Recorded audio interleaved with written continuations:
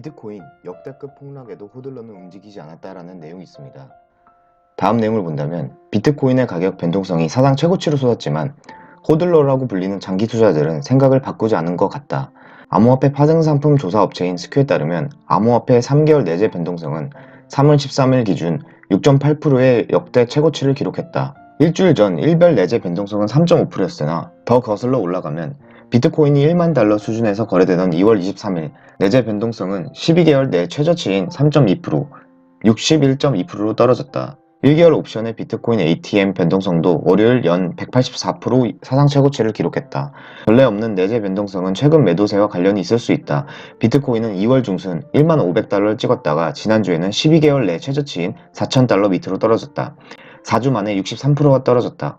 암호화폐 시총은 3월 10일 하루 만에 39% 가까이 떨어졌으며 많은 관측가들은 극심한 가격 변동성이 비트코인의 글로벌 규모의 대중적 수용을 저해할 것이라고 말한다고 합니다. 그러나 장기 투자자들은 동요하지 않는 것 같다라는 내용이 있습니다. 1년 이상 비트코인을 보유한 호들러를 2월에 집계했더니 사상 최고치인 1억 868만 명이었다고 합니다. 하지만 최근 한 달 사이 비트코인 가격이 40% 하락한 뒤에도 블록체인 정보회사 인투더블록 자료에 따르면 3월 16일 기준 1년 이상 비트코인을 보유한 주선은 1억 821만 개로 큰 차이가 없었다고 합니다. 히투스 투자 어드바이저스의 CEO는 비트코인의 사용성과 가격이 모두 커지는 미래로 가는 길에서 만나는 과속 방지턱 정도로 여긴다고 코인데스크에서 말했다고 합니다.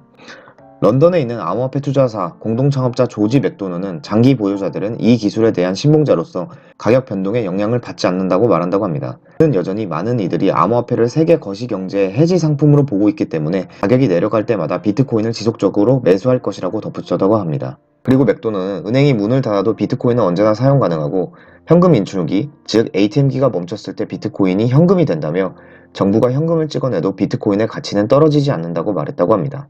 마이크 알프레드는 비슷한 의견을 내면서도 대부분 호들러들은 전문적인 대량 트레이더가 아니라 매우 장기적인 관점을 가진 평범한 개인 투자자라고 강조했다고 합니다. 그러나 비트코인은 최근의 시장 혼란기와 금과 같은 안전자산으로 작용하지 않고 오히려 주식시장과 등락을 함께했다라고 하며 S&P 500 지수는 3월 초 이후 17%나 하락했고 암호화폐는 약 40%나 하락했습니다. 그 이후 반감기 이후 가격 상승에 대한 기대가 매우 강한데요. 비트코인은 2020년 5월 반감기를 앞두고 있습니다.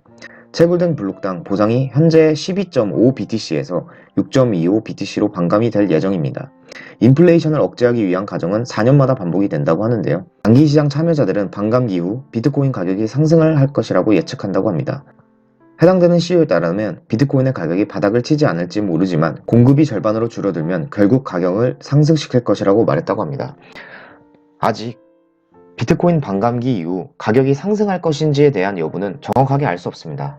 하지만 투자자들의 펀더멘탈이 강해지고 다시 암호화폐 시총이 커지게 된다면 추가적인 가격 상승은 지속될 것이라고 생각합니다. 안녕하세요, 퓨처크립토입니다. 최근 경제 흐름과 트럼프가 제로금리와 양적 완화를 강행하는 이유와 한미 통화 스와프 그리고 2008년 리먼 브라더스를 통한 추후 증시시장과 코인시장의 흐름에 대해 이야기해 보겠습니다. 미국 연준이 얼마 전 바이러스 여파에 대응하기 위해 3월에 금리를 제로금리 수준으로 인하했습니다. 그리고 양적 완화의 시작인 QE4를 약 7천억 달러를 진행한다고 밝혔는데요. 이는 하나 기준 약 880조로 엄청난 금액입니다. 앞서 양적 완화를 설명드리자면 금리 인하를 통한 경기 부양 효과가 한계에 다다를 때 중앙은행이 국채 매입 등을 통해 유동성을 시중에 직접 공급하면서 신용 경색을 해소하고 부양시키는 통화 정책을 말합니다. 현재 상황을 본다면 과거의 미중 무역 전쟁을 통한 글로벌 시장의 여파와 추가적인 바이러스로 인해 시장의 흐름이 악화된 것을 해결하기 위함입니다. 최근 기사입니다. 평소에 트럼프는 연준에 대해 비판이 많았습니다. 그는 트위터를 통해 제롬 파월과 연준은 늦게 행동한다. 독일과 다른 나라들은 그들의 경제에 돈을 퍼붓고 있다며 다른 중앙은행들은 훨씬 더 공격적이다.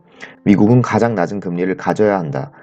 우리가 그렇게 하지 않으면 불이익을 얻게 된다며 과감한 금리 인하를 거듭 촉구했습니다. 연준이 제로금리와 더불어 양적 완화를 시작한다라는 소식을 접한 뒤 이어 그는 기쁘다라는 언급을 했습니다. 바이러스가 지나간 이후 미국 경제는 빠른 속도로 회복이 될 것이며 미국 국민에게 현금 지급과 8,500억 달러, 약 1,020조 원의 부양책을 고려 중이라는 언급을 했습니다. 그렇다면 미국의 트럼프 대통령은 금리 인하와 양적 완화를 왜 강행하는 것일까요? 큰 이유를 본다면 2020년 11월 3일 화요일 미국 대선에서 압승을 거두기 위함입니다. 평소에 그가 대통령이 되기 전에 발언들을 보시면 다소 자극적이었습니다. 이는 그가 당선된 이유 중 가장 큰 이유였습니다. 이슈화를 시키고 대중들에게 지지를 받는 방법을 선택한 것이죠. 힐러리와 대결해서 실패할 것으로 보였지만 그가 한 방법은 결국 그를 미국 대통령으로 만들었습니다. 이를 통해 연준이 제로금리와 경기부양책을 재선 전에 진행하게 되면서 2008년 리먼 브라더스 사태로 본다면 양적 완화를 빠른 시일 내로 지속적으로 진행한다면 증시는 회복이 될 것이며 결국 그 공을 자신의 공으로 취하게 되면서 미국 재선에서 적극적인 지지를 얻게 되기 때문입니다. 재선 때 경기의 흐름이 매우 좋지 않다면 투표를 얻을 수 있는 확률은 줄어들게 될 것이며 이는 그가 원하는 재선에 도전하여 성공하기가 어렵습니다. 즉, 경기 회복으로 인해 적극적인 지지를 얻게 되면서 다시 미국에서 강력한 권한을 행사하는 대통령이 될 수 있다는 것입니다. 한국 통화 스와프 체결 현황입니다. 최근 한국 통화 스와프 600억 달러의 규모의 통화 스와프 계약이 체결되었습니다. 600억 달러는 하나 기준 약 75조에 달하는 규모입니다. 통화 스와프는 필요할 때 자국 통화를 상대국 중앙은행에 맡기고 상대국의 통화를 빌려 쓸 수 있도록 하는 계약으로 연준이 2008년 금융위기 때 14개 국가 통화 스와프 협정을 맺었습니다. 통화 스와프를 하게 된 궁극적인 이유는 경기의 흐름이 좋지 않게 되면서 불안전한 환율 방지를 위해 진행을 하는 것입니다. 화폐 중에 기축통화인 달러는 안전자산이라는 인식이 있는데요. 달러의 풍기 현상을 방지하기 위함이라고 볼 수 있습니다. 통화 스와프를 통해 채권 안정과 증시 안정, 소상공인 및 중소기업 안정을 위한 정책을 도모한다라고 생각하시면 됩니다. 2008년 금융위기 당시 한국은 미국과 통화 스와프를 계약한 적이 있습니다. 2008년 12월 4일부터 2009년 1월 22일까지 5차례 동안 163억 5천만 달러를 계약했으며 한미 통화 스와프는 2008년 12월부터 2010년 2월까지 유지하였습니다. 규모는 약 300억 달러였습니다. 더 자세한 상황을 보기 위해 과거의 2008년 달러 대 원화 차트를 보겠습니다. 한미 통화 스와프를 맺은 12월 4일 전에는 달러의 급격한 가격 상승이 있었으며 이를 통해 화폐에서 기축통화이자 안전자산인 달러에 대한 수요가 늘었으며 가격 상승이 일어났습니다. 12월 4일 이후 달러의 가격은 많이 떨어졌습니다. 주봉상 차트이기 때문에 마이너스 %율은 실제적으로 큽니다.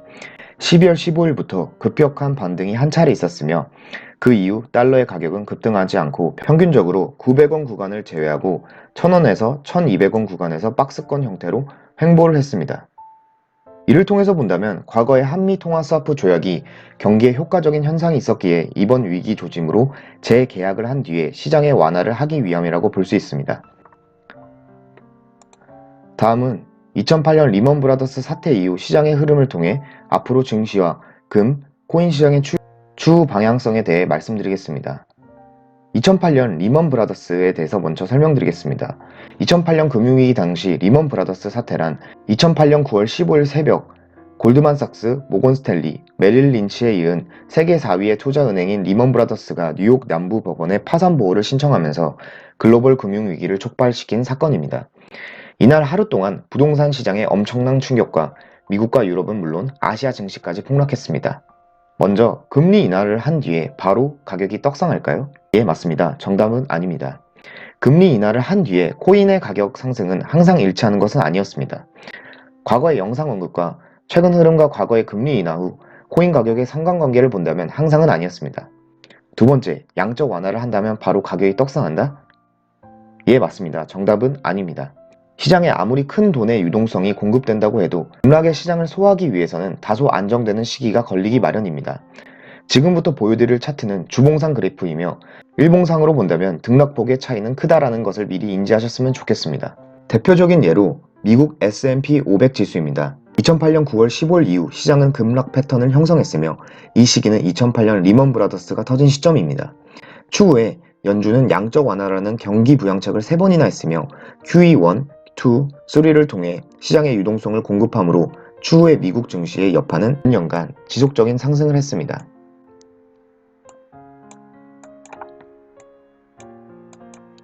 두 번째는 금시장입니다. 당시의 안전자산으로 인식이 강한 금 가격 또한 바로 고공행진을 갈 것이다 라는 말이 많았지만 금은 강한 조정 이후 몇 년간 지속적인 상승을 했습니다. 그리고 최고점을 찍은 후 조정의 시기를 거친 뒤 현재는 약 2012년 이후 가격으로 형성이 되었습니다. 코인 시장은 증시와 디커플링이 진행되는 상황도 많았습니다만 현재 글로벌한 흐름을 본다면 증시 급락, 원자재 하락 등 이러한 정황들이 코인 시장과도 함께 맞물렸다고 해석됩니다.